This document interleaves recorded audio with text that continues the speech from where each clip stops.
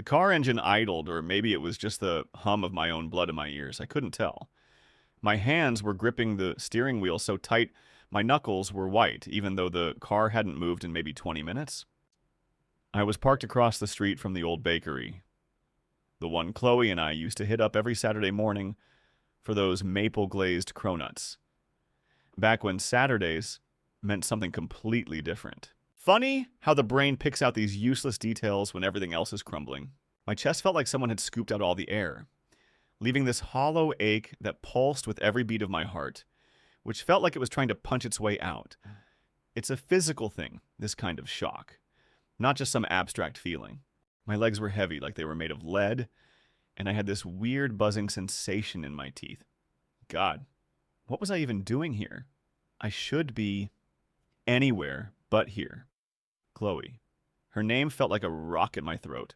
We'd been married for 10 years, together for 12 before that. 10 years that now felt like some kind of elaborate performance I hadn't even known I was a part of. She's 37 now, still looks good, in that way that always made my stomach clench a little whenever I saw her, even after everything. Even after the divorce finalized about 18 months ago. We had our issues, obviously, things got messy, but I always thought we parted, I don't know, with some kind of mutual respect, an understanding that we tried, it just didn't work. Turns out that was a lie, too.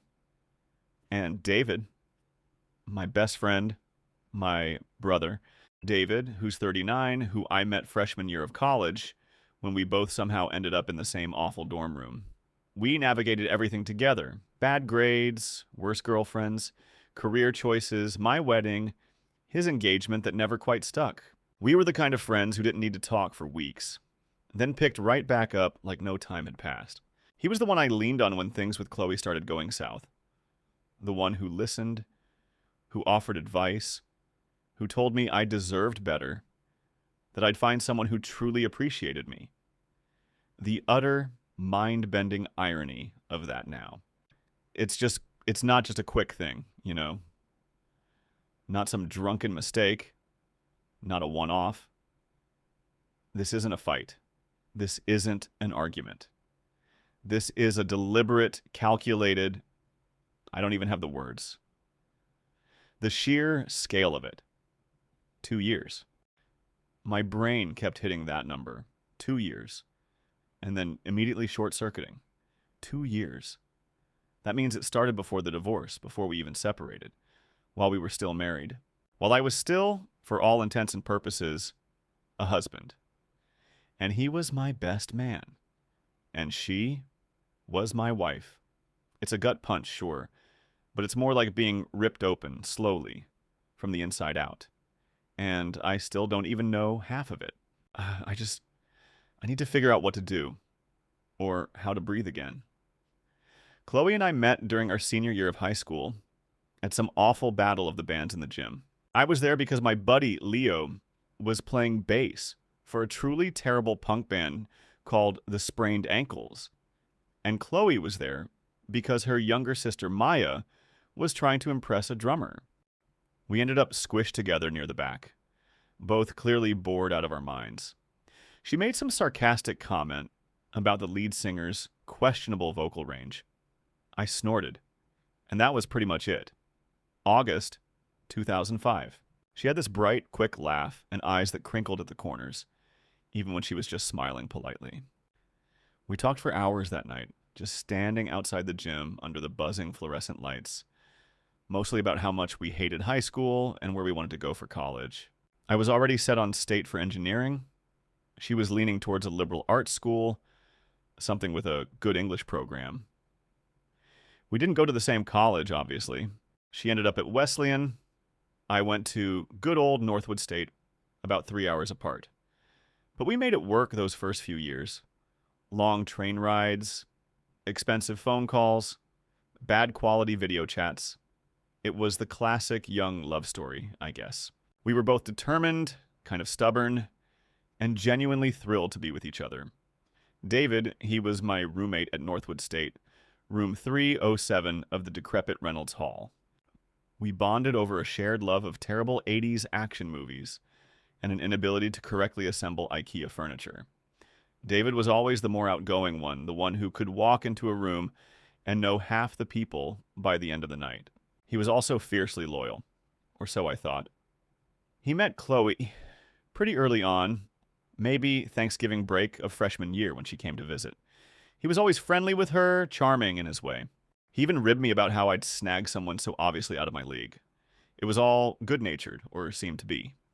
After college, Chloe and I both ended up back in our hometown, or close to it. I got an entry-level engineering job at a firm downtown, and she started working at a small publishing house, eventually moving into editing. We moved in together in a cramped apartment on Elm Street. Nothing fancy, but it was ours. We were young, figuring things out, and honestly, we were pretty happy. Our routine was, well, it was our routine. Weekends meant long hikes on the trails outside of town, followed by takeout and a movie. Weeknights were cooking together, me usually burning something, her laughing and saving the meal. David was always a part of that too. He lived a few towns over, working in finance, but he was over at our place at least once a week for our guys' night, where Chloe would usually join us for part of it, before getting fed up with our bad jokes and retreating to read. Or our couples dinner when he was actually seeing someone. He was just there in the background of our lives, a constant. Looking back, were there signs? Maybe. I'm an engineer. I like data. I like clear patterns, and human relationships are anything but. But yeah, there were things. Chloe, she always had this independent streak, which I loved about her. She was ambitious, driven, but sometimes, especially after a few years of marriage, it felt less like independence and more like distance. She'd go to her book club or whatever, stay out late, not really text back. I'd ask her about it, and she'd say I was being clingy, that I needed to trust her, and I did. I loved her, so I trusted her. She'd say she just needed her own space, her own life, outside of us, which, fair enough, everyone needs that. But it felt like she was building walls, brick by brick, not just creating space. Then there was her phone. She always had it with her, always face down. Not a huge deal. I never really cared about snooping. That's not me. But sometimes I'd see her quickly flip it over if I walked into the room. Or she'd step out of the room to take a call. Just little things, you know? Things that, at the time, I attributed to her private nature, her desire for independence. I'd tell myself, Ryan, she just values her privacy. That's a good thing. I rationalized it all. When David started coming over more often, sometimes even when I wasn't home, just to help Chloe with a stuck window or look at her router, I thought it was just him being a good friend. He's always been handy. I remember one time, maybe 3 years ago, I came home early from work because I wasn't feeling great, and David's car was in the driveway. Chloe answered the door, looking a little flushed, her hair kind of messy, and David was in the kitchen, wiping his mouth with a paper towel. They said they were just having a quick sandwich, that he'd stopped by to drop off some paperwork. I felt a pang, not of suspicion, but of feeling left out. Like they were having fun without me. Now, the thought of that specific moment makes my stomach clench in a way that's hard to describe, like a cold, heavy stone. I just thought, foolishly, that it was just two of my favorite people hanging out. I never thought for a second it was anything more. I was so stupid. Things started feeling off. Not a sudden break, but a slow, creeping chill. It was around early 2021 when the world was starting to tentatively open back up, but for us, it felt like it was closing down. Chloe's late nights at the office became more frequent. She was an editor. I knew the demands, but sometimes it just felt like too much.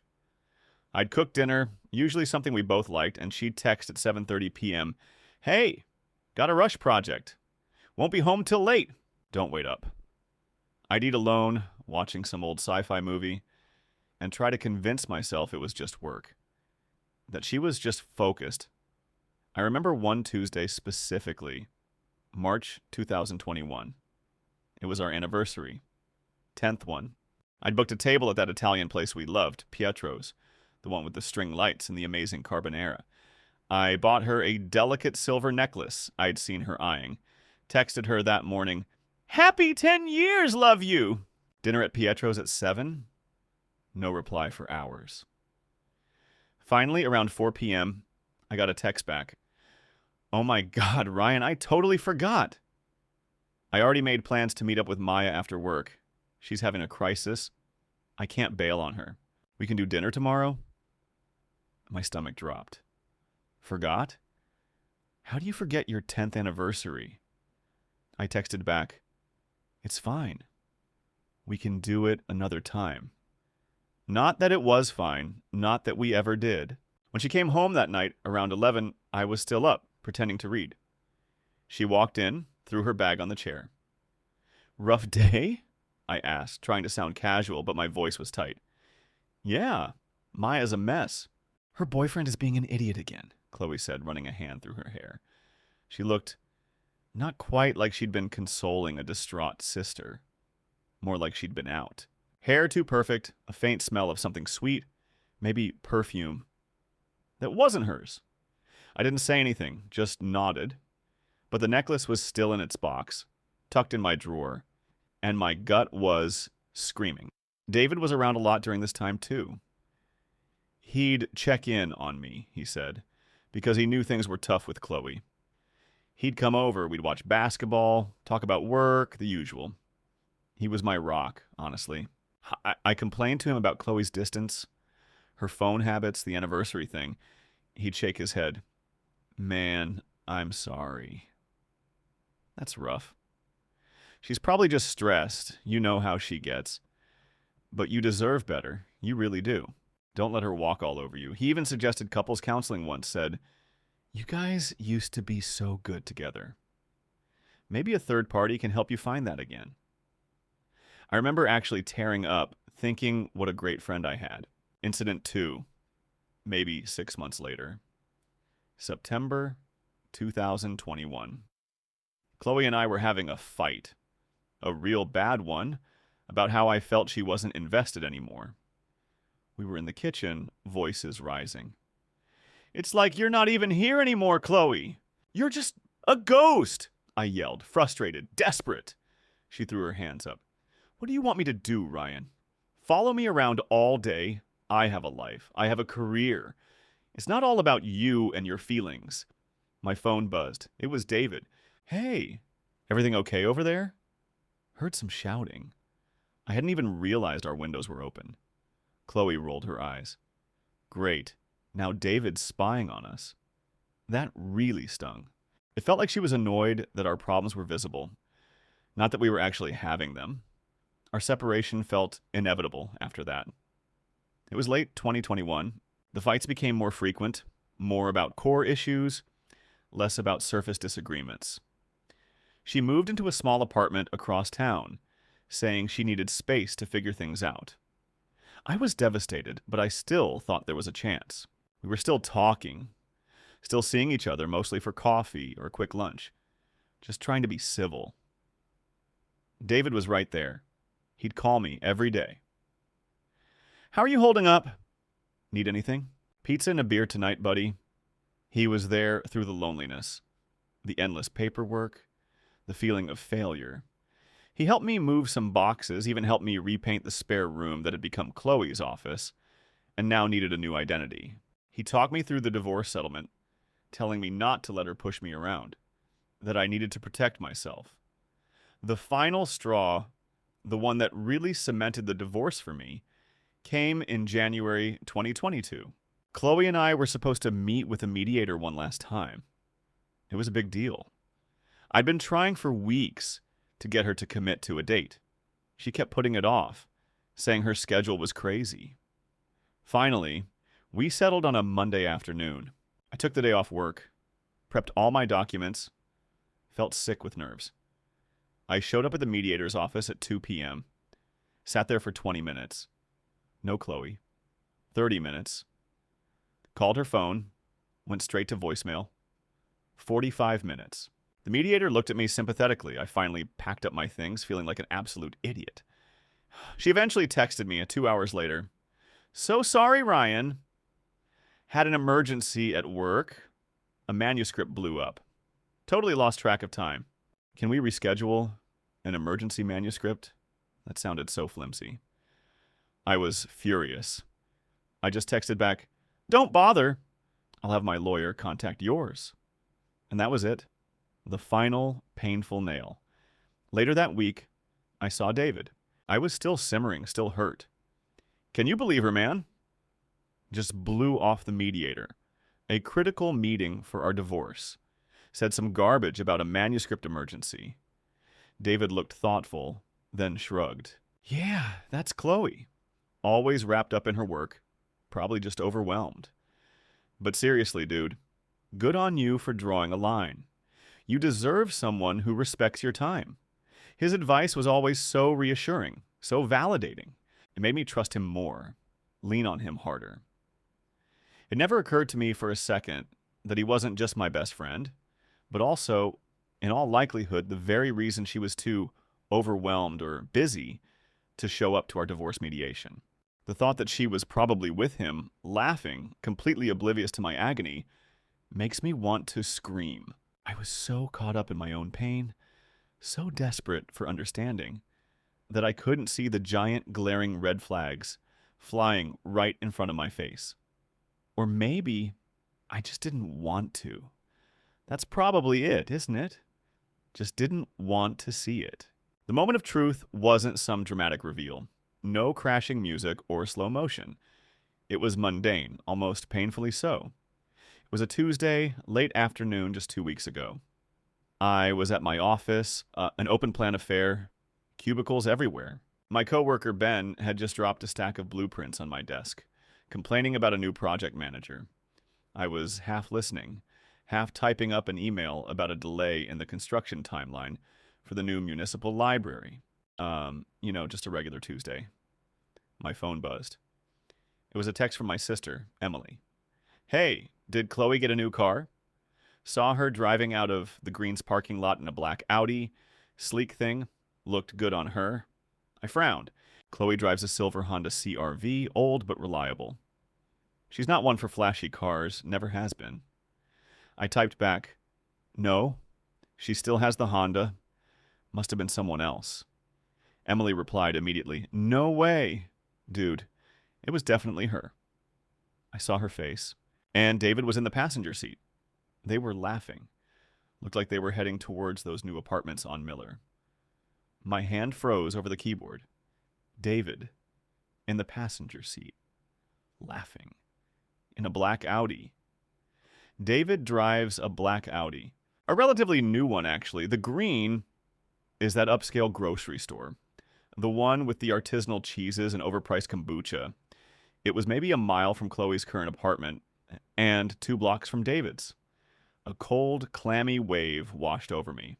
My vision blurred for a second and then sharpened too much. The fluorescent lights above seemed to hum louder.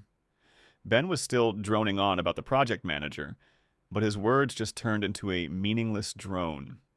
David, Chloe, together, in his car, heading towards his new apartment building? My mind started to put pieces together. Things I'd completely dismissed. The router problem at her place, the stuck window, the way she'd flipped her phone over, the flushed look, the faint perfume, the emergency manuscript on our mediation day. It all clicked into place with a sickening thud. 2 years. My best friend, my ex-wife. I felt a sudden, violent need to be out of that office. I stood up so fast my chair scraped loudly on the linoleum floor. Ben stopped mid-sentence, looking at me. "Everything all right, Ryan?" "Yeah, fine," I mumbled, grabbing my keys. "Just a headache. Gotta go." I practically ran out, not even bothering to grab my jacket, leaving my laptop open, email half sent. I got into my car, the same one I was sitting in just a little while ago, parked across from the bakery. My breath was coming in short, shallow gasps. My chest was tight, so tight it felt like a vice. I drove, not really knowing where I was going, just needing to move to outrun the sudden crushing weight of it all. I ended up pulling over in a quiet residential street, my hands shaking so much I could barely turn off the ignition. It wasn't a question anymore. It was a certainty. Cold and hard and undeniable. Emily's text wasn't a random sighting. It was confirmation. How could I have been so blind? So utterly, profoundly stupid? My best friend, the man who was supposed to be my brother, who held my hand, metaphorically speaking, through the deepest valley of my life, was actively involved in creating that valley. My wife, the woman I loved for over a decade, had betrayed me in the most intimate way possible. Not with some stranger, but with a person who sat at my dinner table, who knew my vulnerabilities, who I trusted with my life. I knew I needed to talk to them, both of them, immediately. I pulled out my phone, my fingers fumbling. Should I call David first? No, Chloe. No, David. My brain was a frantic pinball machine. I decided on Chloe. It was somehow less frightening to confront her first. I needed to see her face, to hear her try to lie. I called her. It rang twice. "Hey, Ryan," she said, her voice light, innocent. "Everything okay?" "Where were you just now?" I asked, my voice barely a whisper, thick with unspent tears. A pause. "What do you mean?" "I was at work, obviously." "Why?" "Don't lie to me, Chloe," I said, my voice rising, cracking. "Don't you dare lie to me." "Emily just saw you." "In David's car?" "At the green." "What's going on?" Another pause. A longer one this time. I could hear a faint rustling sound on her end, like she was moving or putting the phone down. "Ryan, it's not what you think." "It's exactly what I think, isn't it?" My voice was trembling now, pure rage and agony swirling. "How long, Chloe?" "How long have you been sleeping with David?" More silence. The rustling stopped. "Ryan, please." Let's talk about this in person. I can explain." "Explain what?" "That my best friend has been screwing my wife for the last 2 years. While he was telling me what a piece of work you were, while you were telling me you needed space. Explain that to me, Chloe." I was practically shouting now, tears finally streaming down my face, hot and stinging. "Yes," she said, her voice small, barely audible. 2 years. It started right around when things got really bad for us. I'm so sorry." "Sorry?" I laughed, a harsh, broken sound that didn't even sound like me. "Sorry? You think sorry covers 2 years of lies, 2 years of everything? Where is he, Chloe? Is he with you?" "Put him on the phone." "No, he's not here." "Please, Ryan, don't do anything rash. Let's just talk." "There's nothing to talk about, Chloe. Nothing at all." I hung up. My hand was still shaking. My whole body was shaking. I closed my eyes, trying to make the world stop spinning. 2 years.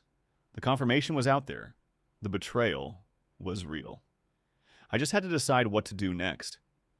The air in the car felt heavy, suffocating. I needed to see David. I needed to hear him say it. My best friend.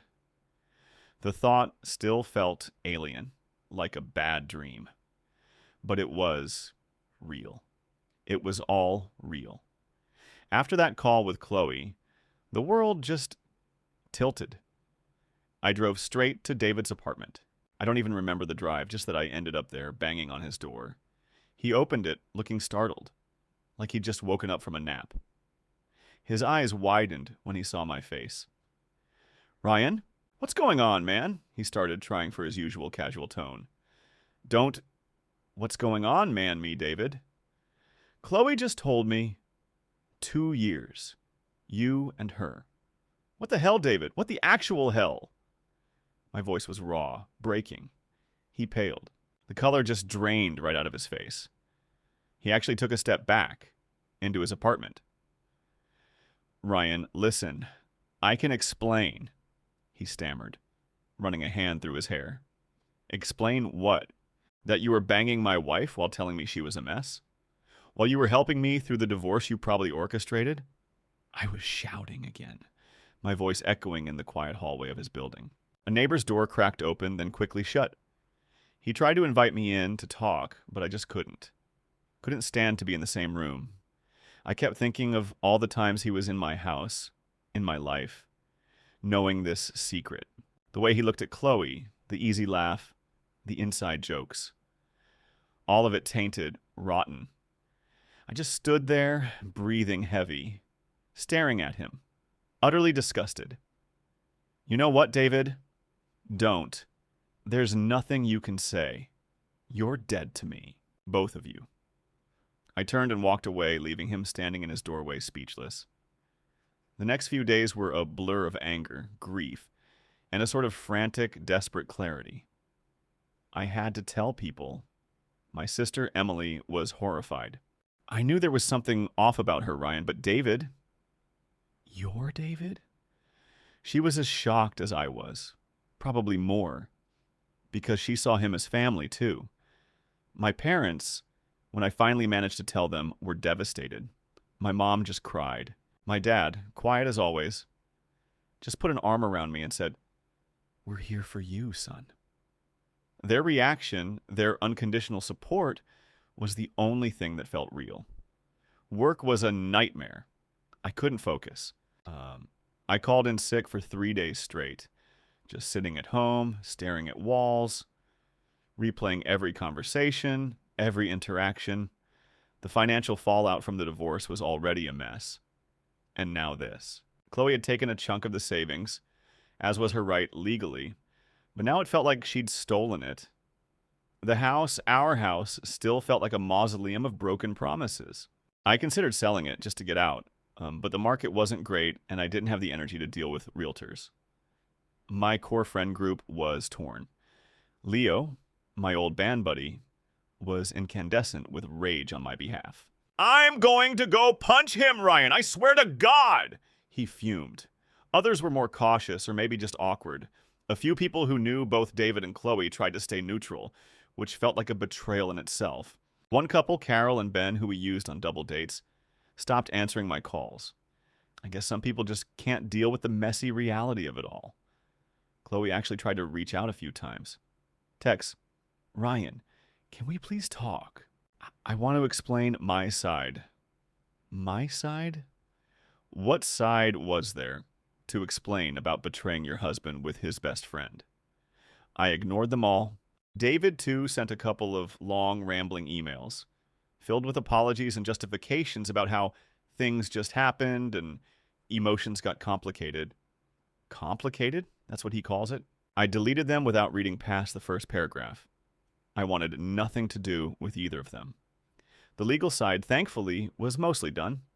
No kids, so that simplified things.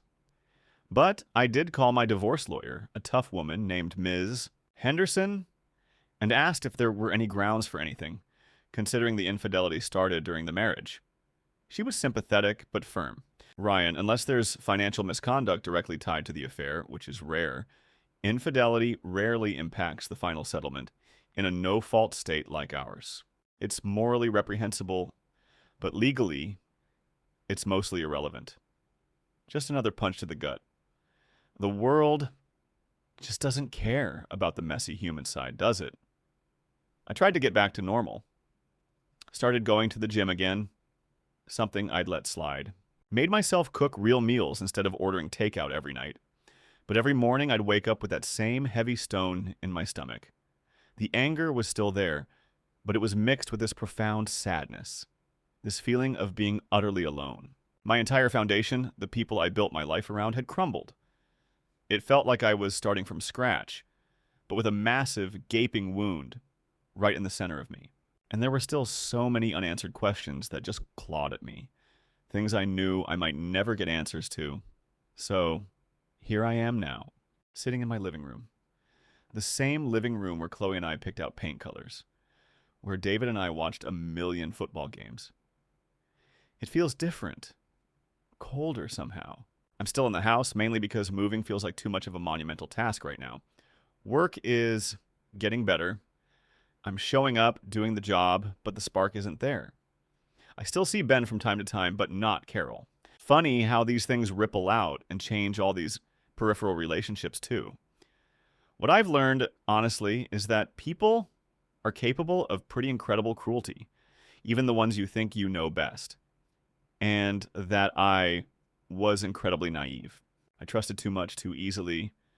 I took what people said at face value, never thinking there could be such a deep, twisted layer underneath. It's hard to shake that now. Every new person I meet, every friendly gesture, I find myself scrutinizing it, wondering what the angle is. It's not healthy, I know that, but it's where I am. For the future, I don't know. Dating feels impossible. The thought of letting someone else into my life, of trusting again, it just seems so terrifying. How do you ever truly know someone? How do you know they're not keeping a secret that could shatter your entire world? I don't want to be bitter, I really don't, but it's a process. I've started seeing a therapist, just trying to unpack all this, trying to figure out how to build a new normal that doesn't feel like it's built on quicksand. My sister Emily has been amazing, a true anchor. Leo too, always checking in. I'm incredibly grateful for the few people who stuck by me. There are still so many questions. Why? Why David? Why not just leave me if things were so bad? Why the elaborate charade? Did they actually, truly believe I wouldn't find out?